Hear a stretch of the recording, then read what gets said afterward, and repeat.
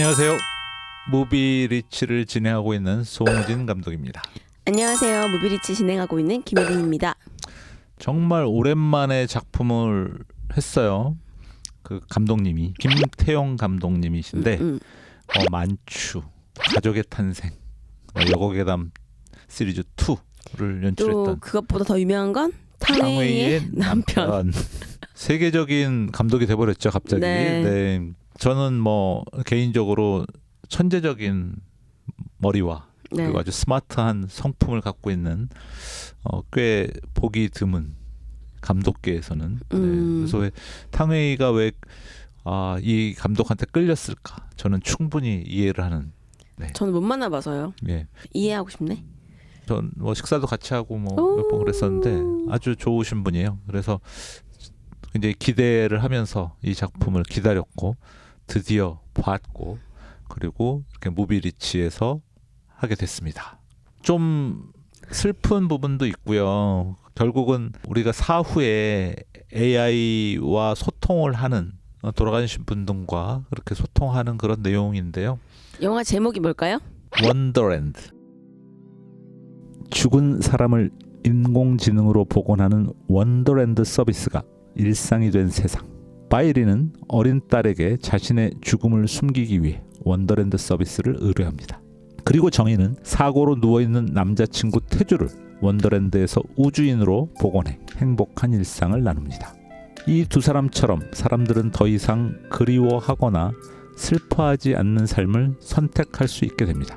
어느 날 의식불명 상태의 태주가 기적적으로 깨어나 정인의 곁으로 돌아오고 다시 마주하게 된 모든 것이 낯설고 혼란스러운 태주와 그런 그와 함께하는 현실에 정인의 마음에는 조금씩 균열이 찾아옵니다. 한편 원더랜드에서 발굴 현장을 누비는 고고학자로 복원된 바이리는 딸과의 영상통화를 통해 친구 같은 엄마가 되기 위해 노력하지만 갑작스럽게 서비스가 종료되면서 예상치 못한 오류가 발생합니다. 연결하시겠습니까? 영화 원더랜드였습니다.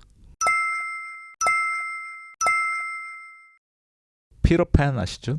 피터팬. 거기가 이제 늙지 않는 원더랜드라고 해서 거기서 이제 따왔다고 하네요. 뭐 장르는 SF면서 옴니버스예요. 맞아요. 근데 우리나라에서 흥행에 가장 잘 안 되는 장르 중에 하나가 SF 그리고 옴니버스인데 이걸 또 합쳐놨습니다. 그러니까요. 예. 이 영화를 봤는데 저는 개인적으로 돌아가신 어머니 생각이 많이 나서 정말 많이 울면서 봤습니다. 계속 어머니 생각이 나더라고요. 그래서 어머니랑 이렇게라도 좀 소통을 하면 얼마나 좋을까 그런 생각하면서 봤습니다. 근데 과연 이런 서비스가 정말 3년? 5년 내에 가능할 것 같거든요. 저는. 네. 예, 근데 빠르면 뭐 2년 내에 가능할 수도 있고, 근데 과연 이런 서비스를 선택할 것인가 말 것인가에 대한 질문을 던지는 영화라고 할 수 있겠습니다. 어쨌든 저는 재밌게 봤고요. 잘 됐으면 좋겠습니다. 응원합니다. 네, 네 여기에 또 걸맞는 말씀을 찾아오셨다고요. 한번 낭낭 목소리 읽어주시죠. 네. 꿈에 본즉 사닥다리가 땅 위에 서 있는데 그 꼭대기가 하늘에 닿았고 또 본즉 하나님의 사자들이 그 위에서 오르락내리락 하고 또 본즉 여호와께서 그 위에 서서 이르시니 나는 여호와니 너의 조부 아브라함의 하나님이요 이삭의 하나님이라. 네가 누워있는 땅을 내가 너와 네 자손에게 주리니 네 자손이 땅의 티끌같이 되어 네가 서쪽과 동쪽과 북쪽과 남쪽으로 퍼져나갈지며 땅의 모든 족속이 너와 내 자손으로 말미암아 복을 받으리라. 창세기 28장 12에서 14절 말씀입니다. 아멘. 이게 야곱이 꿈에서 봤다 그랬잖아요. 근데 꿈에서 봐서 이게 현실에서 이루어지지 않았다면 그저 꿈이었겠지만 결국은 그 꿈이 그 믿음이 돼가지고 정말로 이제 믿는 거잖아요, 야곱이. 그래서 AI 세계라는 게 어떻게 보면 되게 가상 세계고 어떻게 보면 약간 거짓이고 원더랜드에서 우리가 만들어 놓은 세상이지만 우리가 정말 되게 바라는 바가 있잖아요. 내가 죽은 사람을 계속 만나고 싶다. 내가 이 사람과 계속 연결되어 있고 싶다. 그런 소망이 계속 거기에 더해질 때 그게 정말 리얼보다 더 리얼이 된다는 생각이 많이 들었던 작품이었거든요. 그래서 저는 뭐 여러 가지 꿈들이 있지만은 이때는 꿈이지만 지금은 말씀이라던가 저희가 기도했을 때 저희가 응답받았더라던가 뭐 그런 것들로 더 서로 얘기를 나누는데 그런 부분에서 우리가 그냥 그랬구나가 아니고 정말 그것에 대해서 되게 믿음이 있고 소망이 있고 정말 그러길 간절히 바라면 그게 되게 의미가 되는 것 같아요. 그래서 원더랜드라는 공간도 그거 가짜잖아. 진짜 박보검은 여기에 있고 그 박보검은 가짜잖아라고 하면은 너무 무의미해지는 이야기지만 수지가 진짜 원하는 박보검은 우주에 있는 거잖아요. 네네. 살아 돌아온 박보검 말고 그러니까 그런 것들을 볼 때 과연 내가 얼마나 주님이 주시는 말씀이나 그런 약속들을 사모하고 있는가. 그냥 그거는 그냥 말씀이지 뭐 이렇게 생각하면은 무의미해지지만 그쵸. 그 안에 되게 내가 바라는 게 있고 되게 내 소망이 담기면 그게 정말 이 현실도 잊어버릴 수 있는 더 가치 있고 의미 있는 말씀이 되지 않을까 하는 생각이 들어서 가지고 와봤습니다. 네. 미래를 우리가 예측하기가 어렵죠. 인간은 그쵸. 예측할 수가 없습니다. 뭐 물론 뭐 미래학자도 있고 하지만 이런 말을 들어본 적이 있어요. 교회 다니면서 미래, 현재, 과거 다 성경에 있다. 예를 들어서 뭐 은사, 예언의 은사 막 이런 거 있잖아요. 그러니까 네네. 예언의 은사가 이제 성경에 고린도전서에 나오는데 예언의 은사가 뭐냐면 말씀을 잘 선포하는 게 예언의 은사예요. 그러니까 이렇게 뭐 점쟁이처럼 포천 텔러 이렇게 해서 미래를 맞추는 게 아니라 성경 말씀을 잘 전달하는 거. 그게 예언의 은사더라고요. 그래서 앞일이 누구나 궁금하죠.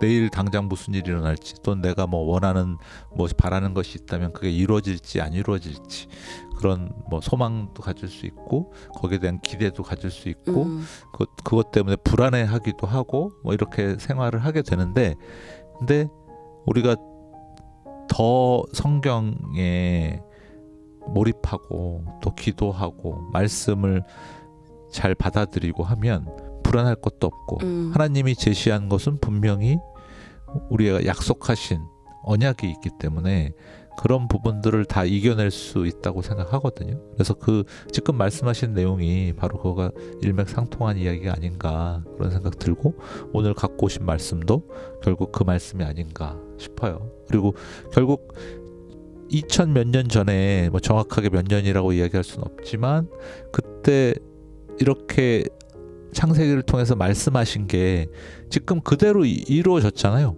내 자손이 땅의 티끌같이 되어 내가 서쪽으로 퍼져나갈 거라고. 지금 그 아브라함의 자손들이잖아요. 우리가 바로 지금 80억 인구가 됐죠. 예, 솔직히 아브라함은 아들을 못 낳아가지고 맞아. 사라가 경수까지 끊긴 상태에서 이삭을 낳고 그다음 이건 이제 야곱한테 이야기하신 건데 아무 소망이 없잖아요. 뭐 이삭이 없었을 때까지만 하더라도 그렇죠.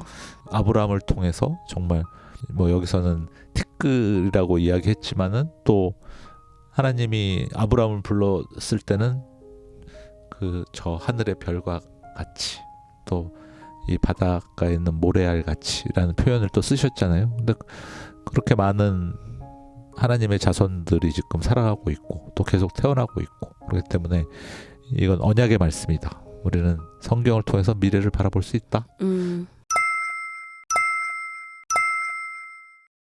오늘 원더랜드라는 김태형 감독 입장에서는 하나의 또 모험이거든요. 물론 그 전작들 뭐 만추나 그 가족의 탄생 같은 경우도 판타지적인 요소들이 많이 나옵니다. 근데 이건 완전 SF이기 때문에 훨씬 더 그런 요소들로 가득 차 있다고 볼 수 있는데 이 미래를 예측하는 그림이라기보다는 거기에 대한 고민들을 우리가 그 과학과 충돌되는 그런 부분들, 우리 삶과 죽음, 그리고 과학 이런 부분들, 환경 이런 부분들에 대해서 고민하고 거기에 대한 대답을 어떻게 할 것인지 우리가 상고하게 되는 그런 좋은 영화라고 말씀드리면서 네. 오늘 마무리하도록 하겠습니다. 안녕.